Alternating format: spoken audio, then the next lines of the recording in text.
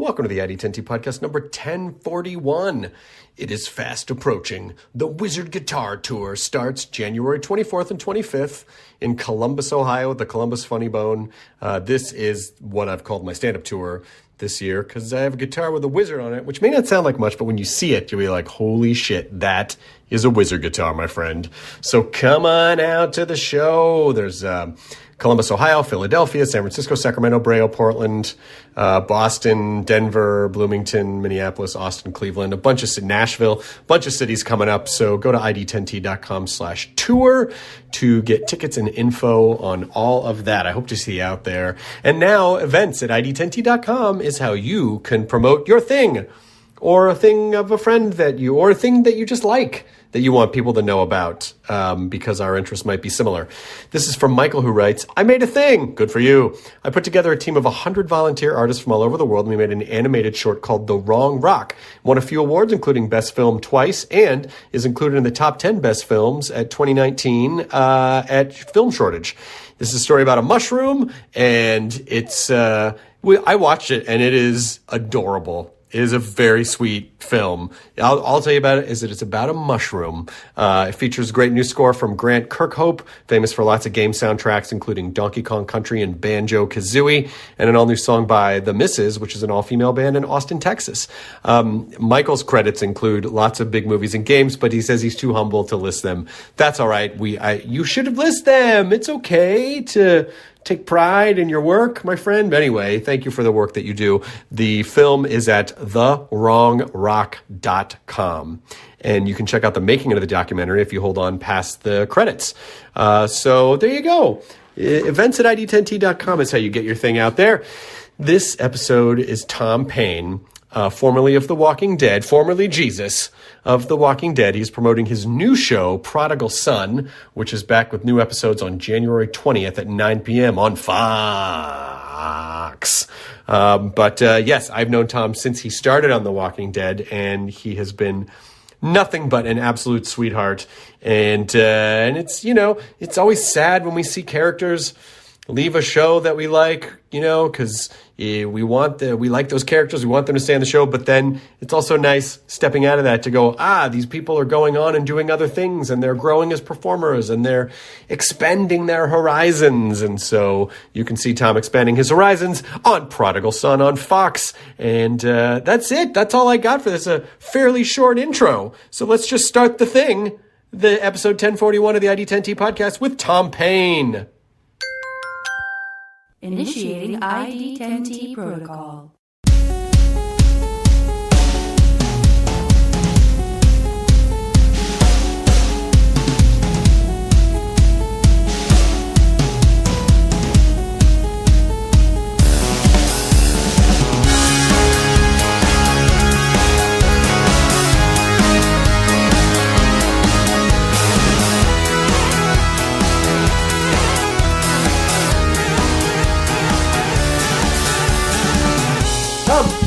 It's so interesting to see you with a short haircut. Yeah. No super beard. No super beard, no long hair. I mean, this is how I've looked for most of my life. Right. But then you took a detour. Yeah, I took a detour. You took a hairy detour. And I mean, that's unless I become mega rich and never have to work again, that's probably the only time I'll be able to do that. Is to be on a long-running TV show and grow out your hair, because typically you grow it out a bit between jobs and then you cut it again for whatever the job is. Right. But to grow it that long is, I don't think that happens very often. Because I remember when the first time you came on Talking Dead, it was still very small, and Jesus' character, it was a fake beard.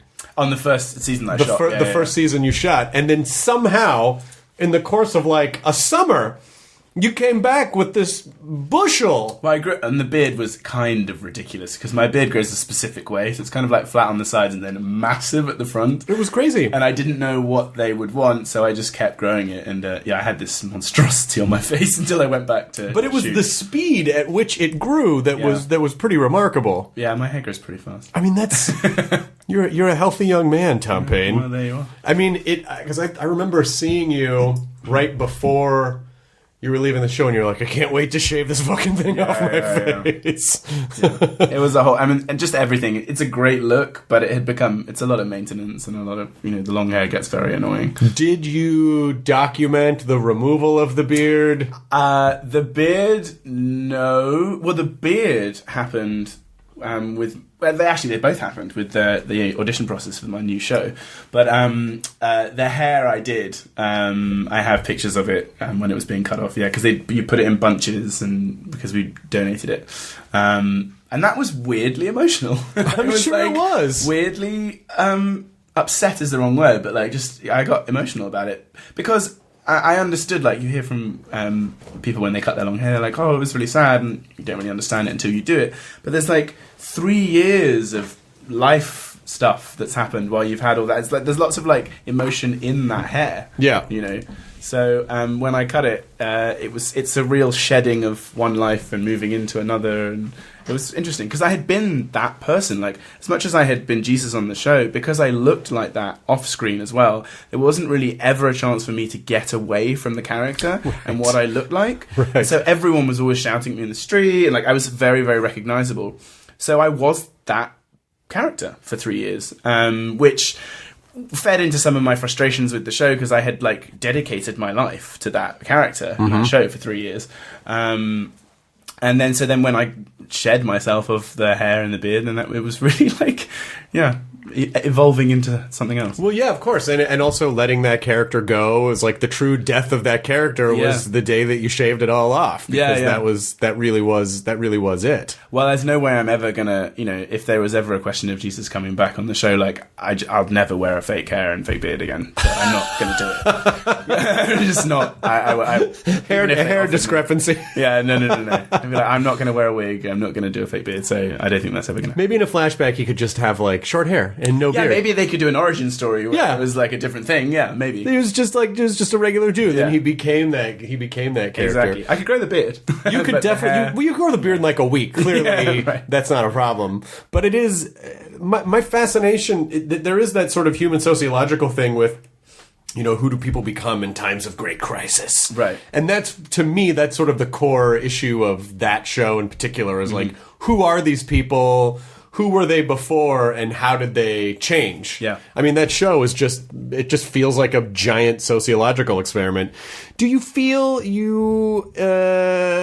because even having been near that show for almost 10 years, I'm still not any closer to feeling if there were an apocalypse, I would have any skill set whatsoever. Yeah, not really. I learned how to fight when I was doing that show, so I definitely am more capable in that area. And what's interesting about it is that, people don't die in real life, but when they leave the show, the dynamic changes every single time. So you kind of deal with a certain type of loss in a certain way on that show because it's always evolving and people are leaving and coming back and people are going and doing different things. And I feel quite separated from it now. Which was weird because when I was in it. Like I said, I was the guy for 3 years. But also, you go to the conventions and you see everyone all the time and you're really in that Walking Dead world. But then once you're out of it, I do feel dead from it to a certain extent now, which is kind of a bit weird. And I think that's a lot to do with the way that I look now as well. I'm divorced from it, right? In a very physical way. You lost the beard and the hair in the divorce. Yeah, basically, and that's it. It's done. But no, as far as being capable in an apocalypse, maybe a touch more, slightly more. But I think that's what I think that some people don't really understand about.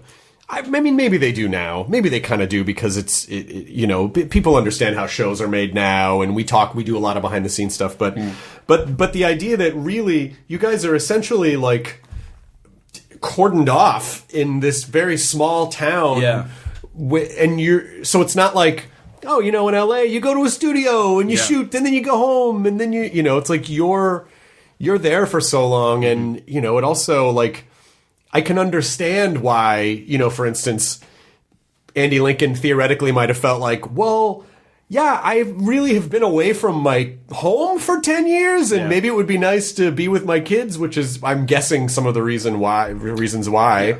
But it doesn't. It's the same thing like when Lost was on the air, and it's like, why would anyone ever not want to be in that show forever? And it's like, because they're still people, and they still have to live in the middle of nowhere for almost a year. And at a certain point, as much as you love the show and the result, it's probably nice to like not sacrifice a huge chunk of your life to do it. We have, so in Prodigal Son, one of the characters played by Aurora Perrineau, who's Harold's daughter. Right. And she, they went to Hawaii. And so like she had a very peripatetic upbringing. Like she was just kind of everywhere all the time with whatever Harold's jobs were. Which is fun, fun way to grow up. And Hawaii was awesome, and she loved Hawaii.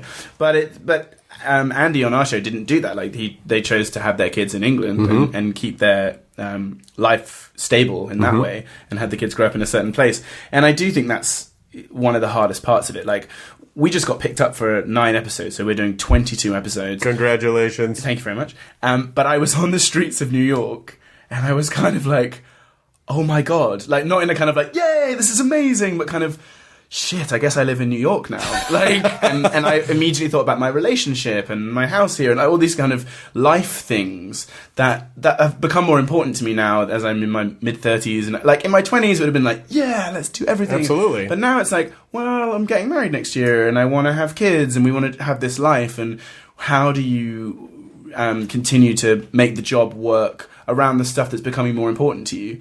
And I think for Andy, that's really hard. Like he has, kids in England who've grown up a lot without him being at home. And I think that's really hard. And I thought he did exactly the right thing, actually. Well, it's also the emotional turmoil of, because to an outsider, it's like, oh, your job's not so hard. You're just pretending all day. But especially a show like this is incredibly physical. It's incredibly emotional. And your brain, I feel like, when you're forcing your brain to be upset all the time, the result is you probably feel upset a lot of the time.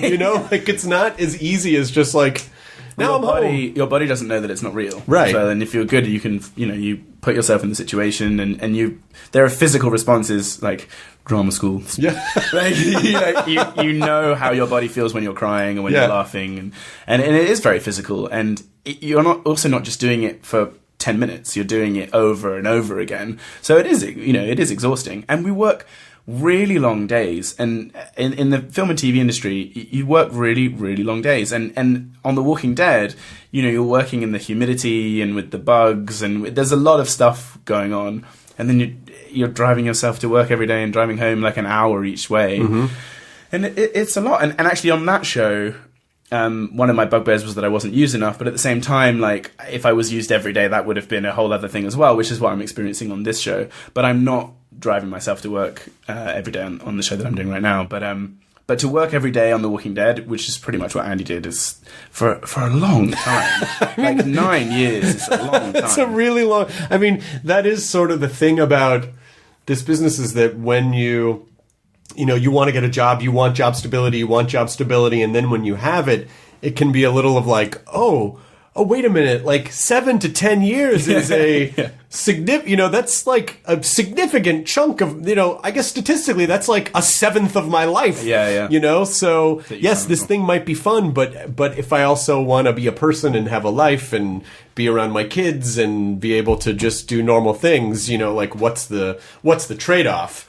But we don't think about that stuff when we're young because we just want in. Yeah, you want to be on the show, and I don't think I could have done the job that I'm doing now when I was younger either. There's a certain professionalism and stuff that you learn, and just coping strategies with work. And when you lead a television show, you're in every department all the time, and like you're someone that people come to as well, and they look to you for leadership. And so it's really nice in one way because you can set the tone on the whole production, because if you're a dick, then no one would want to come to work. And well, that's the number one on the call sheet really does set the tone for everything. But that's why I think that's why even when I wanted to do acting stuff, I really only wanted to be like number 4 on the call sheet, because which is the perfect spot. I think. It's the perfect spot. You're in it just enough, but the show doesn't rely on you, and also, as like about the 4th lead on a show, you get a little more freedom to just kind of be the guy who just jumps in and says something dopey and then leaves, and people are like, oh, I like that guy. Like it doesn't, it's the responsibility of it doesn't land on your shoulders. And people are like, oh, so how's New York? Are you enjoying New York? I'm like, I am not seeing New York at all. We work late on a Friday. I get up at midday on Saturday, and Sunday's just enough time to recover and look at what I have to do the next week. Right. Whereas, so Bellamy Young on our show, I think she's either 3 or 4 in the call she plays my mother. She's watching shows every night and like enjoying New York. I'm like, everyone's asking me like, are you watching shows and stuff? I'm like, I don't have any time. You need to turn Prodigal Son into a 4-camera sitcom, because then they have a sweet time. 3 weeks on, 1 week off. You'd work like 9 to 4, and you'd have one shoot night a week. You get your weekends. You know, be amazing. This single camera shit, it's like, well, we had to shoot at night, so this is going to be a 10 p.m. to 10 a.m. shoot. And then the next day, it's crazy. But when did you move to the United States specifically for a job, or did you move here to pursue acting in this? I moved. I was always really ambitious in my 20s, and I always had my eyes set on over here. And I did a movie in England called Miss Pettigrew Lives for a Day, which was a focus features movie with Amy Adams and Frances McDormand and Kieran Hines and Shirley Henderson, all these wonderful actors. And I knew that was my opportunity. So when they had the screenings in New York, I flew myself out and took meetings and got some representation then, and then started coming out for pilot season. And the year after that, I came out and got close to a couple things. But I only stayed for like 4 or 5 weeks, and then the year after that, I'd done like some crappy straight-to-DVD horror film and a guest spot on a TV show, and I was like, screw it, I'm gonna go. And so I took out a credit card. Like, it sounds cliche, but it's true. Took out a new credit card and was like, fuck it, I'm gonna go to America for 3 months, which is what you're allowed to come here for as a tourist, and see what happens. And I booked like 2 or 3 weeks in. I booked a show on HBO called Luck, which was with Michael Mann and David Milch and Dustin Hoffman and Nick Nolte and all these amazing people. And then I moved to America with that job and stayed. And then we got cancelled like a year after that. Which is funny. You think with that cast, you're like, this show's going nowhere. It was funny because it's going to be on forever. Yeah, and I was like, we're going to win all of the cast awards. It's going to be amazing. There was this show that we heard of when we were shooting that called Game of Thrones in Ireland, and we heard that they were kind of pissed off because like the actors on that, they were kind of like, oh, there's this show in LA, like it's called Luck, and it's got Dustin Hoffman, and like they're like stealing our directors and stuff, and like they're the big HBO project. Kit Harington came to our premiere actually in LA, and he was like, oh yeah, good job. And how's that dragon show you're working on? Yeah, because they were like shooting this show in Ireland, and and they were like, it's wet and windy. I mean, their pilot got junked as well, and they reshot the whole pilot. Oh my gosh, for Game of Thrones. But then we got cancelled, and they became Game of Thrones. I mean, it's just that you just don't know. That show taught me. Really taught me like no one knows anything, and you never know what's going to be the big hit, and you can have everything seemingly in your corner, and it doesn't pan out in the way that you think it might. So that was a real grounding for me actually at that moment of you just have to put the work in and do the jobs, and you can't ever really expect that something's going to be amazing. And I think the landscape now on TV and film is just. I don't know what... If you had a choice, I don't know what you would choose. Oh, yeah. I don't know which network, which program, because no one knows what's going to land. And so that's why I landed on this television show, because I wasn't even sure I was going to do network again. And then... Actually, I hadn't done network. I wasn't sure I was going to do it. And then there were so many things, like Charlie Collier is now the boss of Fox, who came over from AMC. Who's a delightful human being. Wonderful. He's and great. Sets a great tone. And Fox was in this like new generation of growth. Greg Berlanti was producing it. They had Michael Sheen on board. And it was just, everything was just like, okay, this feels right. And I knew that they were going to promote it and we were going to be visible. Because I feel like you could do something on Netflix and they promote it for a week and then it disappears into the algorithm. There's still power in network. Like network, we tend to think... Because we have very coastal mindsets, like, radio and television are like people. Most of the country still watch network television, and they still listen to radio stations. Like it's not as grim, and networks still have a lot of power. Yeah, and you can pick up the ABCs and NBCs and Foxes on bunny ears. You can get them on an antenna. You don't even have to be connected to the interwebs. Michael Sheen, by the way, I don't know why it took us so long to watch it, but my wife and I are almost finished with Good Omens, which is fucking so phenomenal. That's so up your street. Oh my God, are you kidding? Did you read the book? No, and I'm a fan of Terry Pratchett, but I know that he wrote it with Neil. With Neil Gaiman, yeah. Yeah, and but you know, like the combination of Sheen and Tennant together, and Tennant as this sort of like this amazing demon. I don't know. They both just it's and that show too is just like it is a smorgasbord of like, oh, this amazing actor, and there's Michael McKean and Frances McDormand, and you know, like it's amazing. Yeah, I think they all had a lot of fun. I bet they did. But so for the network show so far, have you noticed? Because, you know, Walking Dead was really kind of its own phenomenon. Yeah, and I joined at the height of the whole thing, season 6, 7. So, but working on network, what's been different about that process? Well, there's a difference with me because I'm number one on the call sheet, so I'm just privy to a lot more conversations than I was before and have a lot more say, basically, which is amazing and very nice. But then you are also... So I wasn't aware of a lot of conversations that happened at Walking Dead and AMC because they're above my pay grade. That might have happened. So I'm not sure exactly how different it was, but there's definitely a lot of juggling that goes on between studio notes and network notes and the writers. And I think to be a writer on a network show is really difficult because you have your product that you want to make and you write this great story.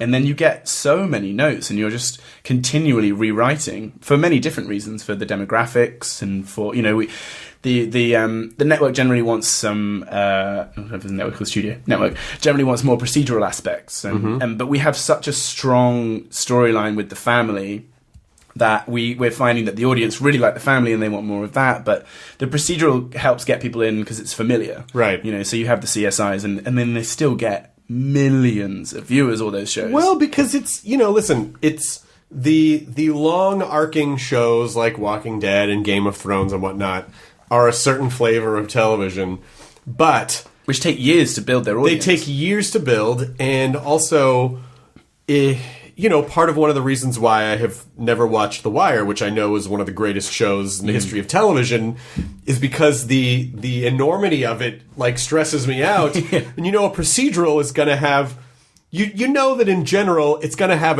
a disposable arc that you can follow like in a CSI. You sit down, you go, I know what CSI is, I know what the setup is, I can enjoy this, but it's not going to stress me out week to week. It's like you'll have a little bit of an arc, but then it'll probably be solved by the end. Like that's really comfortable. That's a very comforting feeling when you have like, you know, it's like you live your life, your full day. You don't want to come home and fucking stress about a TV show. Yeah. But I don't think Prodigal Son isn't that.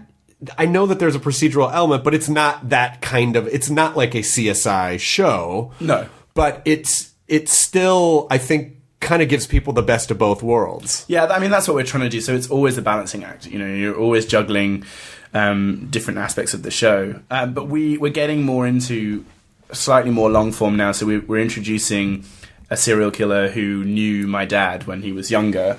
And so there's this whole mystery playing out of he calls a phone at my house and then he tells me like, oh, hell of a camping trip that we went on. And I'm like, wait, what is this? And we're playing with Malcolm's memories and what he remembers of his childhood and what he blocks out.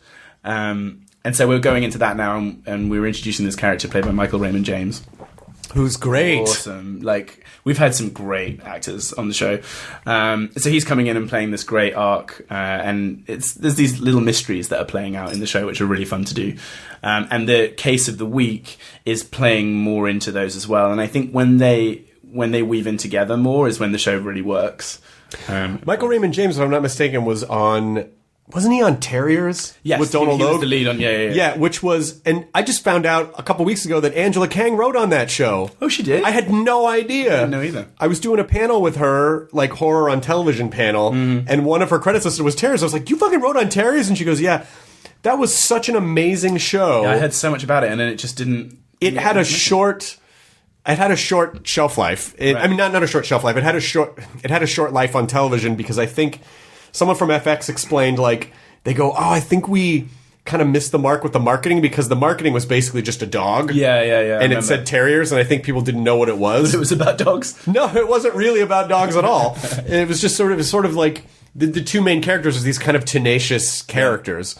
But if it's still available anywhere, people should watch it because you can breeze through it pretty fast. Yeah. But I have a question for you about something you said earlier. You said in your 20s you were really ambitious, and I'm kind of interested to talk about the role of ambition and healthy ambition versus like when people basically get sucked under, because ambition obviously can be deadly because you're doing this kind of balancing act with your ego in a way, like, because your ambition, you want to do better, you want bigger, so what do you think is healthy ambition, and how do you balance it? I think it's a balance between ambition and self-confidence and knowledge of self, and not being unrealistic. I mean, Los Angeles is just full of people who came here on a dream, which is one of the best things about it and one of the worst things about it, because that just means that dreams get crushed every day in this city it's as a well. great dream crushing machine. Like, there's the what everyone knows as the Oakwood Apartments on Boulevard, which is now the Ava Apartments, and tons of families come with their children and stay there, and lots of young actors come, and it's this weird mishmash of different people all here for the same reason. And lots of beauty kings and queens from their like different states, and then you get to LA and you realize, oh, everyone here's beautiful. That's not enough. Yeah, that was. There's lots of good actors here. Oh shit. Yeah. Well, and also just like, it's not enough to be good looking. It's not enough to be that person from your town. Right. You're now competing against everyone else from their town and everyone else from around the world as well. So it's a harsh reality. I've thought about this a lot because I don't really know. I'm not sure if I believe in self-help gurus and like, people who are just like really selling if you say your mantra every day, because I think there's a difference between telling yourself something and knowing something. Right. And I can't explain where it came from, but I always knew that I would be where I am right now. And I knew I would get there at a certain point. I knew it was coming. I had a lot of frustration in my 20s because I was like, I hated being in my 20s. I was like, this is boring. I'm getting terrible roles. Young guys are boring, and playing young guys is kind of boring. And I always saw actors' careers take off in their 30s and 40s, as far as men go, 30s and 40s and 50s. And that's when the interesting roles start. So I was kind of just biding my time until my 30s came and my 40s came. And it's playing out, and the roles are getting more interesting and everything's working its way. What that does mean is that I've wished my life away in a certain way. But at the same time, it is working out how I want it to work out. And I wrote a Instagram post a few months ago when I walked down to Times Square, and my face is big up in Times Square, and we had huge billboards around LA. And that was a big moment because I remember arriving here 10 years ago and seeing peers of mine with their billboards up, and I was like, that's, I'll get there. I don't know how long it's going to be, but I'm going to get there. And I think... But at the same time, there has definitely been peaks and troughs, and it's been hard. And there have been times where I've been like, I think I need someone to give me a pep talk. And I had some good mentors along the way. But there's a self-belief there which put a lot of people off when I was younger as well, especially in England. And that's another reason why I moved to America, is because I was so sick of tall poppy syndrome and people who do you think you are kind of bullshit. And I hate that. I don't like it when people in England, I'd say well, I'm going to go be a movie star. And people are like, yeah, all right then. I'm like, fuck you. I'm going to go and be a movie star. You go and sit here in your house and give up on your life. I'm going to go and do this. And I don't like the way that people limit themselves like that, because what really that says is that they're afraid of what you're going to do. It's they don't have whatever it is to take that step. And it's definitely a leap. I moved to America on my own with no money, and it's that leap into the dark, and you have to have a huge amount of self-confidence in order to do that. Right. And it also means sacrificing things. So everyone I went to drama school is married with kids now. It's I realize that I'm going to do all that stuff later on in life. So I'm getting married next year, and we'll have kids in the next few years, I guess. But that's, in a perfect world, probably would have been a bit younger when I did that kind of stuff. But at the same time, I'm in a much better position now in my life, and to be able to provide for all of that kind of stuff. Sure. So that was a weird life change, because everyone I grew up with went through that life, got married and had kids around 30, early 30s. But someone described it to me once as everyone's part of each other's tapestries, and I enjoy being like someone's friend who's like Tom's out in LA and he's doing this, and I enjoy having my lawyer friend in London, and like, it's really nice that everyone is going off and doing different things and having different lives because you have different life experiences. Sure. And also, you can get very insulated here in LA, when everyone does the same thing. Yeah. Yeah, you have to get away from all those conversations. Yeah. Like, everyone's talking about work here all the time, and that can be quite suffocating if you're not. It definitely can handle it. Yeah, because there are conversations where it's like, you talk about a bunch of stuff you're doing, and then someone else talks about a bunch of stuff they're doing in the business, and someone else talks about a bunch of stuff they're doing in the business, and it's like, I don't know if anyone really grew from this conversation. We were all just talking about ourselves in turns, basically, as opposed to sharing. And there's also, we went to the People's Choice Awards last night where I gave an award, and I was saying to my publicist before when we're standing on this red carpet scenario, I'm like, I want to bring someone from the street, from like Ohio or London or wherever, and just show them what this actually is. Because when you grow up, you're like, oh wow, it's all so glamorous and there's people, but really everyone's standing in a line waiting to go down the red carpet. It's so dopey. Everyone's just waiting there. It's hilarious. And it is dopey because Liddy and I always have that thing where we're standing in line. I'm like, are we really standing in line so someone could take our picture? But a lot of times it's like, well, some designer gave me this outfit, so it's part of the trade-off, and it's like we got, and it is a part of it, and it does like visibility helps in the sense that it can help get more opportunities so you can continue doing the things that you like. But if it's all about that for someone, then it can be pretty.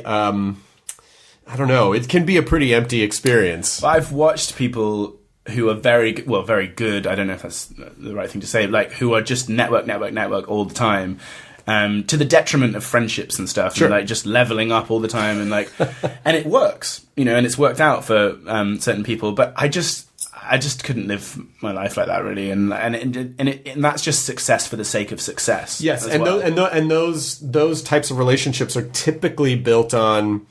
It's sort of a flimsy framework in that if that person's career took a turn, I'm not sure any of those network friends would they would just sort of like slightly turn and then just, like focus on other people. And so I think it is good for people to remember, like, like real friendships, like real core friendships, that don't have anything to do with that are important. I feel that I tell people that about representation as well, for like people who are representing you on your team, like your lawyer or your publicist or your manager or your agent.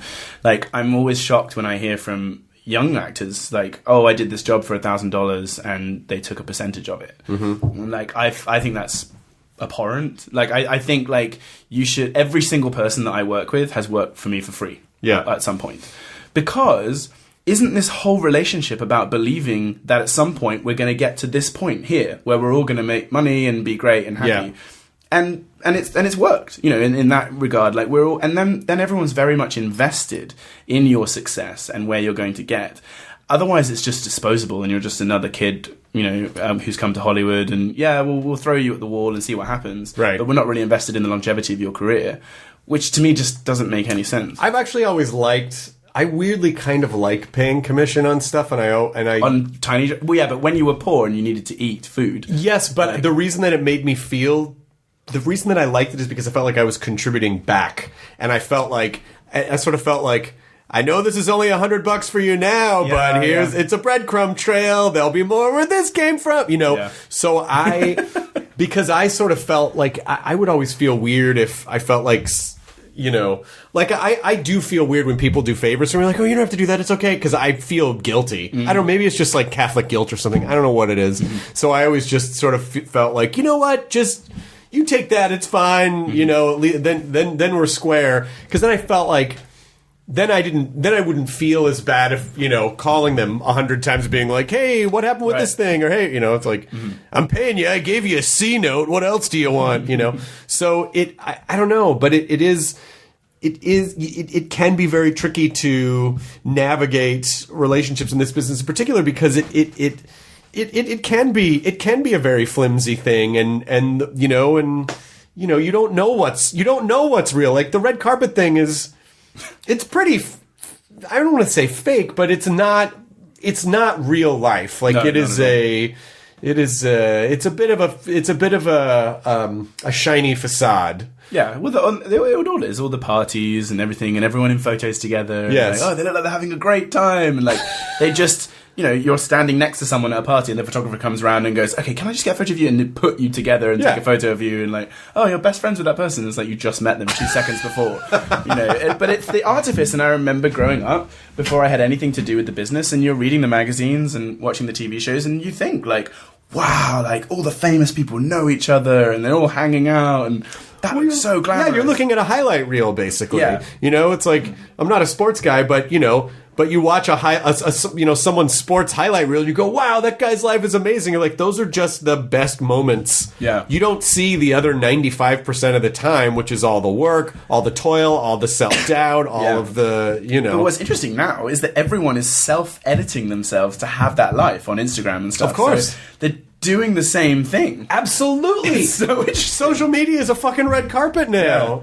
You're absolutely right. It's fascinating. And when you meet people now who have come up in that way, like Instagram, and they've been in charge of everything, and then they come to a shoot or something where someone else does their makeup, it's really hard for them to cope with that, because they're so used to how they light themselves and the artifice that they have created for themselves. Yeah. Is really interesting to me. I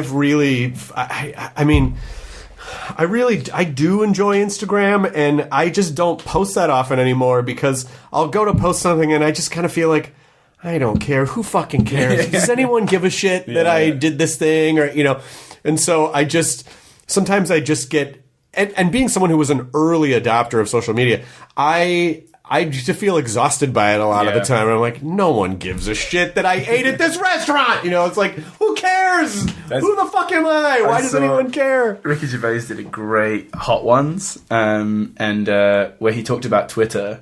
And so my fiance Jen doesn't understand. She just doesn't get it, and so whenever she's on, and I tell her about following a hashtag for a fire that's happening or something. It was like, go on Twitter and follow this hashtag, and even that is like, I don't understand it. I don't know how to filter it, and then but if you don't get involved in those contentious conversations, you don't have to get involved in these conversations. It really can be whatever you want. So Ricky described it as Twitter is like someone putting a sign up in a window that says free guitar lessons, and someone else goes, I don't want free guitar lessons, and it's so perfect because it's people just screaming at other people because of something they said. It's well, also, it really you can. don't have to engage. No, and it also can be anything you want. Like if you just want to look at, adorable animals curling up in sinks, you can do that. If Your feed is whoever you follow. My Instagram feed is, I follow my handful of friends who are performers, a couple of directors I like, and then it's just mostly artists. Mm-hmm. I love surreal art, so I get a lot of surreal art, and then I get a lot of guitar and piano stuff. And so, a lot of my feed is music theory and guitar stuff and really cool art, and it's sometimes I think people forget that you can create the experience that you want, but the other stuff is just so...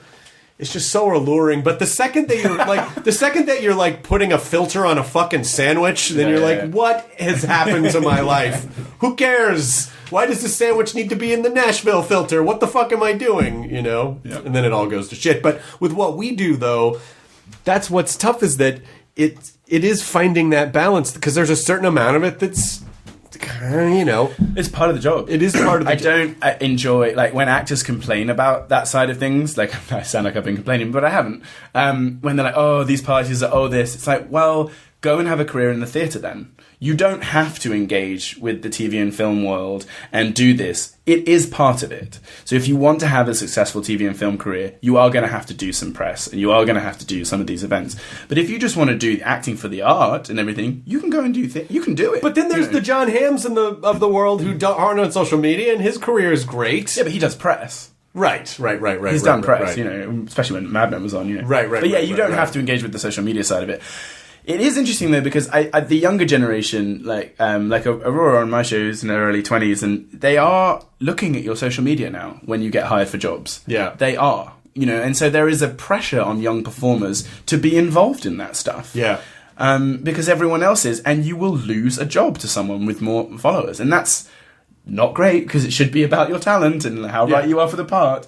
But everyone's desperate for eyeballs, and they're going to look at stuff like that, you know. You're right. I mean, you're right about what you said about the theater thing, because there was one year at Comic-Con I was talking to an actor who, an older actor who was sort of grousing about, you know, he was in a big film series, which I won't mention, but he was sort of grousing about, like, oh, his contemporaries don't do press, and he's got to do press. And I was just kind of smiling and nodding, but inside I was thinking, like, don't do a big commercial movie franchise. It's part of the whole thing. Yeah, it is part of the whole thing. Because we enjoy the acting part of it. It's great and fun, and, you know, it's ridiculous. You know, you get looked after and fed and have fun doing your job. And then the press part of it is more of the work stuff. Actually, I know you said you're like, oh, I don't know how I feel about the self-help stuff and the mantras and stuff, but obviously, it's definitely helpful for some people. But you have but you said this certainty has always existed kind of deep in the pit of your stomach, and is that just genetic or because you can't? I know you said you need pep talks sometimes. So what sort of brings you back to that centered point? It's not it's not genetic, because my brother doesn't have it. Definitely not. And my dad was always telling me, well, you know, just around the corner could be like that big hole that you fall into, and and I just didn't listen to any of that stuff. I've always been very gut driven, and anytime I haven't followed my gut, it has been a bad decision. And I've only done that like once or twice. But like generally, it's you. I don't know. Me and my fiance are both very much like that, and we have a feeling about things, and if you follow that feeling, generally it works out. The pep talk thing is just because what happened then was I did a movie with Stellan Skarsgård, who's wonderful, and I was having a tough time. My money was running out, and I was just disillusioned with the whole thing. This is just before Walking Dead, and Jen and I went to go see him at his house, and he gave me this great, we got very drunk, this kind of pep talk, but it was all about, you know, just coming back to you and what makes you you. And I had fallen into a trap of trying to be whatever it was that the studio wanted, or because you go to so many auditions and you get to the last round of all these things and you lose out because your eyes are the wrong color, or you're not tall enough, or your hair, and that actually helps you get through things, because then it's at least not a personal thing, right? But it becomes a grind, and you're just like, well, what is this? And you're losing sight of what it is that gives you your spark and the natural things that come to you. So then after we had this good pep talk, and I felt great about it, and I also was like, okay, I've got to just put a bit more effort in, because I had become a bit laid back about it as well, because I was like, well, it doesn't fucking matter what I do, so I'm just going to send this tape off, and they're just going to pick me or they're not, because it's based on nothing. You just get into that, you know. And but then I did a tape for a Gail Ann Hurd show, actually, called Falling Water. Oh yeah, the Dreams show. Yeah, the Dreams show. And I did that tape, and then the next tape I did was the Walking Dead tape. And I had spent, before that moment, so much money and time on tapes. Like, I had gone to taping places with amazing lighting, and I'd done the makeup, or I'd done whatever. That the Walking Dead tape was probably the worst looking tape I've ever done. I did it on my laptop at the roof in my parents' house, in the attic space of my parents' house, with Jennifer reading with me from Sweden, on my laptop, and we sent that off, and it was, the scene for that was it was nothing to do with the show. Right. It was my character walks in and is talking to the barmaid and telling her why he broke up with her sister. And in the scene, like, she slaps him and stuff. But because there's no description of the character really, there's nothing really to go on, you just have to fall back on your natural rhythms. And so it's kind of genius. So you just fall back on what comes naturally to you and your natural qualities, which are what they want for whatever role they're casting. So they write the scene, and because you don't have any information, you just have to play what comes. Well, I think, but naturally. sometimes for people like to say, because, you know, falling back into you is a great bit of advice, but some people are like, well, I don't know who I am. I don't know what and that's a whole other thing. Yeah. Well, yeah, I guess. I mean, that's going really deep on it as well, though. Sure. It's like, rather than, because it's the difference between, like, putting on a character and doing a thing, or just being, just more natural. Which, as actors, you're like, well, I want to play a part. What are you talking about? Like, I want to be someone different. But generally, everything is some kind of translation of yourself. Yeah, and I see it a lot, I mean, I've been hosting shows for 25 years, so like I know how to do that really well. And when I watch other shows, when people are hosting, I know like they're not comfortable because they're doing like a weird imitation of a rhythm that they heard someone talk about. They're supposed to talk like that. And it's like, oh, you're not you don't know who you are yet, you know. And we all go through that in the beginning. So I guess some of it's just like we just got to do shit a lot, you know. I'm curious, how did you play? This is a weird question. But as a former theatrical auditioner, how'd you play the slap? I fell out of frame. So you actually did Yeah. Oh. Yeah. And then but how you come back into frame is very telling of like how he took the slap.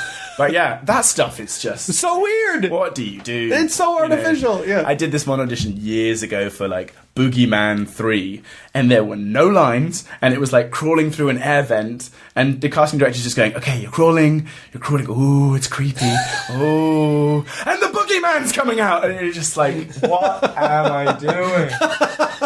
And I did one for like Lost Boys, The Tribe, which is this like, Lost Boys spin-off that Corey Feldman did. And it's at the end of the audition, you do the audition, and at the end of the audition, show us your vampire face. Sure. So then, if they've got tape of like hundreds of actors going, or like whatever the fuck it is, in that room, it's hilarious. Someone should compile all those. Liddy and I actually, when we're watching stuff, if there's like a weird. Sometimes we'll go like, oh, that would have looked really funny in the audition. Like the actors sitting outside and hearing everyone inside go, or you can tell sometimes when you're watching something. Neither of us drink, but if we did, we would play a drinking game called Audition Scene, where someone does something, you go, "That was the audition scene." Yeah, absolutely. That was the audition scene. Yeah. If there's like a 2-page monologue or something emotional in the first episode, that was the audition scene. I often think about that when I'm watching commercials. A lot of the time, like, oh god, they're the fucking worst. What was the audition for this? But you have to have a whole other type of constitution to be a commercial actor, and I have so much respect for commercial actors because the amount of like cattle call size auditions where you go into these weird multi-use spaces where it's like, here's 50 white guys with blonde hair, there's 40 little kids dressed the same, there's like nothing makes you feel more not special than that process. And so it is a real, that is the grind of all grinds. And I tell you, on a television show, guest star I think is the hardest job. To come into a show that's running and everyone's at the top of their game because we do it every day, and then to come in and be a guest star, I think, especially because we're not massive show yet, but like to come in on The Walking Dead or something and do a little bit of a few scenes or something, I think is really hard because you don't really know anyone, especially if you've got to do something crazy or like give a real performance. Like that's one of the hardest jobs on TV, I think, just to come in for one episode. Well, yeah, because you have to come into a pre-existing. Yeah. It's almost like everyone knows each other. Everyone knows each other, so there's a shorthand, there's a lot of inside stuff. Yeah. But I would guess that shows like that would be, I mean, my hope is that, and from what I've heard, they're extra nice to people who come in because they know that, like they, and that's, I think, why it's good to work with actors who've been on a lot of stuff because they know, like, oh, I know what it feels like to be the new guy, I've been around a long time, so just to make sure everyone feels like, hey, it's all right.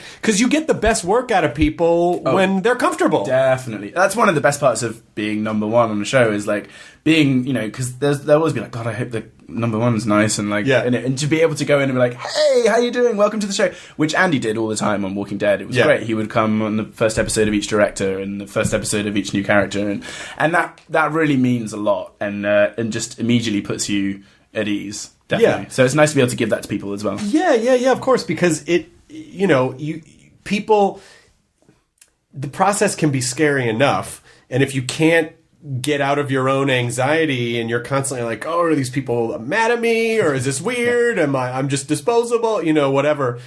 But ultimately, if they're coming in, it has to be believable that they're connecting with everyone else, they should feel like they can connect with everybody else. Yeah. So what episode are you on now, Prodigal Son? You said you got picked up for 9 more? We got picked up for 9 more. We're filming episode 12 right now. Episode 8 airs tonight. Fantastic. And what are you excited about? Like, what is it about the show in particular? Obviously, you said Charlie, and you said, it seemed like it was a good opportunity, but just sort of emotionally, like, what are you connected to about the show the most? It's a lot about family relationships, and we all have our own family drama going on. So it's nice to be able to work some of that out. Although I'm kind of through most of that, any of my family trauma that I had.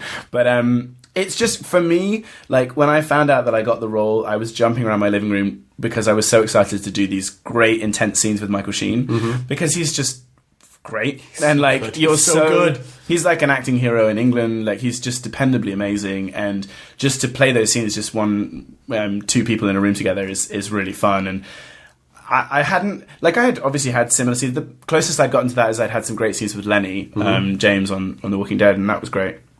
But to do, like, drawn out scenes with great actors every day is what you want to do, really. So I just want to continue to do that. And I mean, it's also stretching me in every single direction. Like, I did on Walking Dead, I was like, oh, I wish I had more to do. On this, it's like, do everything all the time. Wait a minute. Maybe just like, is there like a balance between the... This is like screaming, crying, running, shouting, bursting through a window. Like, it's just everything, which is great. You know, it's really fun. It's exhausting, but it is like, well, there you go. You got what you wanted.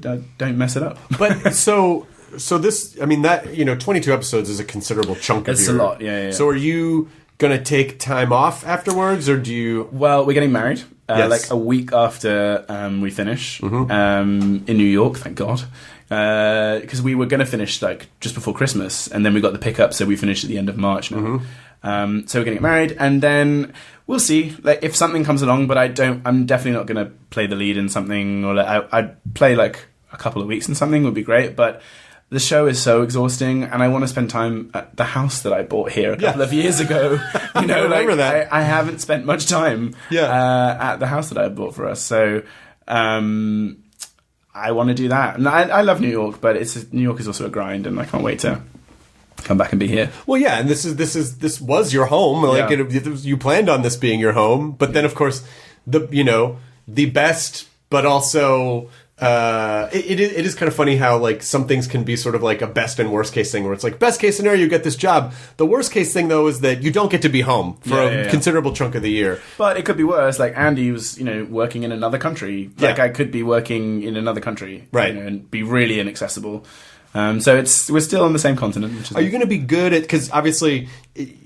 with another successful show, you're going to get more opportunities. And so are you going to be able to say no to stuff if it doesn't feel it's like, maybe I don't need to cram my break with movies. Yeah, I think so. I'm pretty good with that. Like, I watched other actors on other successful TV shows do that, and I just think, why? You're on a successful television show, you're making good money.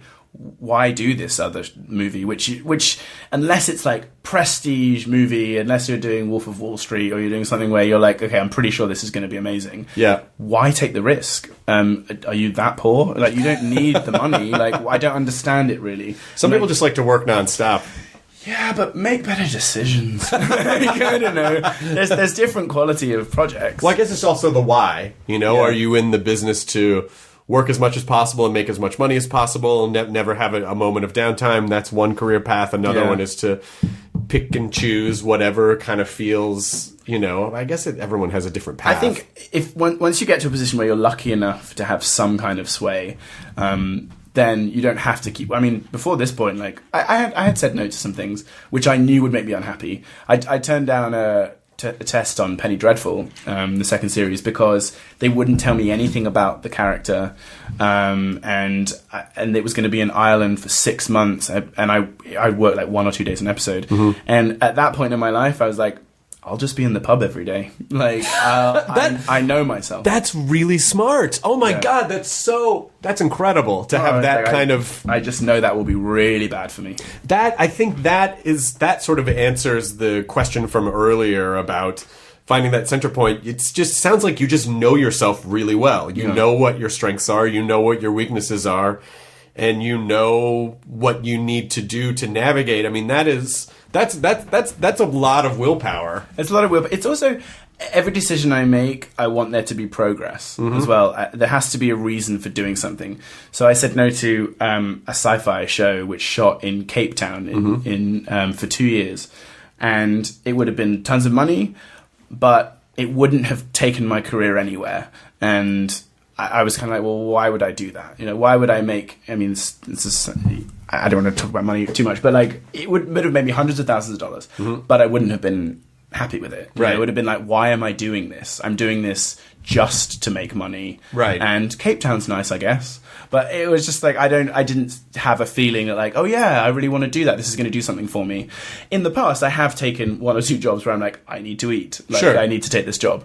But if there's ever come and that job that I said no to would have meant that I couldn't do Walking Dead. Right. And Walking Dead came along when I had 2 months rent in my bank account, my visa was running out, and I had a $30,000 tax bill. But I was willing, and that's not the first time that I had been right at the end of my means until I booked that job that changed everything. Because it's that as well. It's having that trust in yourself and that belief. And it's hard to have that. It's hard to go to the end of your means, but it works out. Well, it's hard to have that trust because part of the steeplechase of this business is that it is a dream-crushing rejection machine. Yeah. And also, in as much as we tell ourselves, like, well, don't worry about what other people think, don't worry about what other people think. But unfortunately, what other people think does tend to determine sometimes whether or not you can do the thing that you want to do. And so it is easy to get pulled in that direction. Sometimes. There's an attitude in America, which I didn't have when I came, like the whole fake it till you make it kind of thing. And like, I didn't drive before I came over here. And when I started working with HBO, like, you have to drive yourself to work. So I had to get my license here and get a car and stuff. And like my friends, I got a Miata, like a 99 Miata, because I was like, I want to have fun driving. Like, it's a fun car. Why do Come I on. need to? I just It's a want good time. Driving in LA sucks sometimes, and I just want a fun car. And my friends like mercilessly took the piss at me for it. And I'm like, why is what car you drive so important in America? I was like, why is this the case? And you see people spend money on cars, which depreciate straight away. Yep. And because they want to look a certain way. And that just never made sense to me. My car cost me $4,000. It had 180,000 miles on it. And it was fun. And I was like, this is what I'm going to have. And I'm not going to... I didn't do things to show other people. I never really felt that pressure.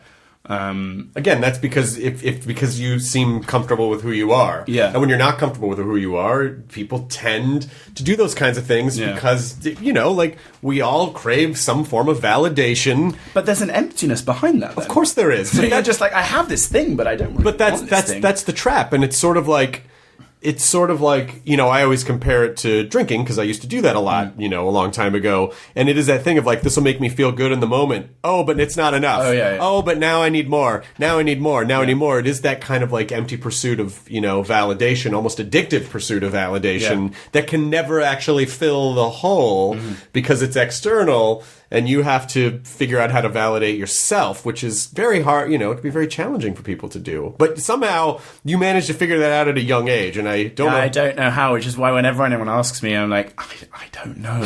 Like, I can't give it to you, Like, I can't give you that self-confidence. And so that's why at the beginning I was talking about the mantras and stuff, is because I feel like some people... buy in, and it's a huge business, the self-help business. Yeah. And why isn't everyone a millionaire then? Why isn't everyone so happy? And the reason why the self-help business makes so much money is because people are just buying the next one and buying the next one and looking for the next thing without looking at why, they should be happy. My only problem as someone who's read a lot of and listened to a lot of self-help stuff is that it actually...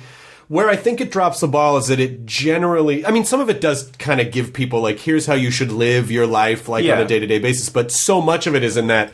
It's a similar kind of, like, get-rich-quick thing, where it's like, here's how to get the things you want. But so few... But not a lot of them really tell you how to maintain... Once you get those things that aren't going to fix you. How do you maintain your life day to day? And how do you...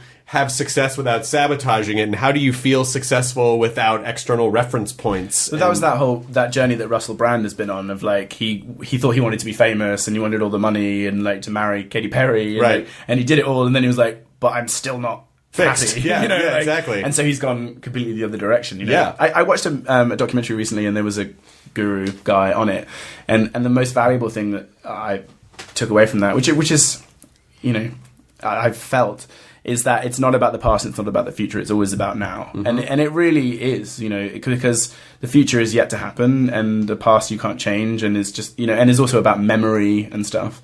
But you can always, you're just always in this moment and this moment and this moment, which I think is a really healthy way to live. And if you can do that, if you can be present, and it's really hard for people to be present, I think. Yeah, if you can not be haunted by the past and afraid of the future. Yeah. Those two things that, our brain constantly, especially if you're an overthinker. Yeah. Where your brain just needs, you just have this hungry brain that just needs to be fed all the time, and then it just starts consuming, it turns on you and consumes you. And also career-wise, it's about not looking at someone else. Yeah. You can look at maybe a place in society that you'd like to attain, but someone else is entirely different from you, and you will never be that person because you just are inherently not that person. Right. So it's important to bring out your qualities, whatever that may be, and that will take you somewhere else on a different path, and that will be much more true to yourself. Because, and I've, we said earlier on, you watch people ape other people's careers and try and, get to a certain place which is similar, but I think you'll always be, if you really listen to yourself and what makes you you, then that will always be the most success that you find, because you're not going to be that person. You're just not. Spoken like a true gentleman who drove into this town with a dream and a 99 Miata. I love that car. I only got rid of it 2 years ago. Are you serious? Yeah. That's bad. How many miles did it have on it by that? At that point, it was almost 20 years old. Yeah, it was like 190,000. Oh my gosh. It was a great car. You could just get another 99 Miata if you wanted. Yeah, I know. Now I can. Yeah. Now you could just say... It was a fun car. You know what listen, this is just something to think about. Yeah. When I was a little kid, my parents got me, I don't know where they saw it. They saw it in a store window somewhere, but it was, someone had hollowed out like a Corvette racing car and put a bed in it. Oh, yeah. I think when you have kids, I think the first kid, you should just hollow out a Miata and make it the little crib, Oh my God, that's a great idea. Then you'd both get something out of it. Oh, that's a great idea. Yeah, but then I would just be sad that it wasn't the one that I had. Yeah, no, but that's your baby's Miata. Like, that's their dream. It's different, yeah. It's got a little activity center. They can honk the horn. I just think it's a great idea. Recycle your Miata. It was British Racing Green as well. Oh, that's a good color. Yeah, it was really nice. I don't think I've ever seen a British Racing Green Miata. Like I thought they just came in red. No, it was a really nice British Racing Green with a tan interior. Oh, you're winning me over now. Yeah, it was great. Oh, Tom, I can't thank you enough for coming to do the podcast. You've always been so delightful, and you've suffered through a lot of Jesus jokes on Talking Dead, and every time I made one, I'm like, I'm not going to do it again, and then I do it, and I go, God damn that Tom Payne, he's real patient. Because they play well. That's why. Because they play well. But I appreciated you on the show, and I'm just so happy that you're doing all this great new stuff. And congratulations on, please tell Jen I said hello. I will, absolutely. And I'm sure we'll see you at one of those wonderful red carpet events. Oh my God, I know. Isn't this natural? Yeah. Look how comfortable this is. I still don't know how to pose and smile. Oh, no, I've done a million of them, and I still... Yesterday I had a stylist put the clothes on me, and like, okay, so this is how you should stand. And then Jen came with me, and just before we got on the red carpet, it was like, I don't know how to stand with Jen. It's like these stupid things of like, I don't know which side she's... Oh my God. Like, it's just so my wife is very patient with me about that stuff, because I always... instinctively pick the wrong side to stand on based on like whatever her outfit is. Oh, she pushes, like, Jen stands on, she knows which side she has, and she'll push me. Lydia's always like, no, the person's on this side, and she'll scoop me over and go, okay, I don't know what I'm doing. No. You're just gonna have to, but thankfully she's very they patient. just look amazing, like Lydia and Jen just both look amazing, so everyone's looking at them anyway, so it doesn't really matter. That's exactly right. Yeah, like because usually the photographers will go, oh, can we get a fashion shot of they'll want a solo shot, and I'm like, yeah, I don't know why you wanted to photograph me anyway in the first place. Like, I am shocked that I'm in any of these. So, of course. But thank you for sharing. There was some good wisdom nuggets here on this podcast, Tom Payne. Bit of rambling, but yeah. No, not at all. Well, listen, you have to know, to American ears, you could read stereo instructions and people would be like, it's enchanting. You are automatically enchanting to our course. That's wonderful. I still get, because I play American on Prodigal Son as well, and we did this People's Choice thing last night. Lots of the feedback is like, oh my God, I can't believe he's British. Oh my God, it's a whole other thing now. And people get really excited about it. It's so funny. Well, maybe you could just start mixing up your accent. The next time you present the role, you're like, today a war goes to... Like, where is this guy from? Everyone's brains explode. He's a chameleon, man. No one knows. All right, watch Prodigal Son. Yeah, Foxes. Fox on Monday. Foxes on Monday. Watch these foxes on Fox. Tom Payne, would you sign our guest book? Sure. ID10T scanning complete. Enjoy your burrito.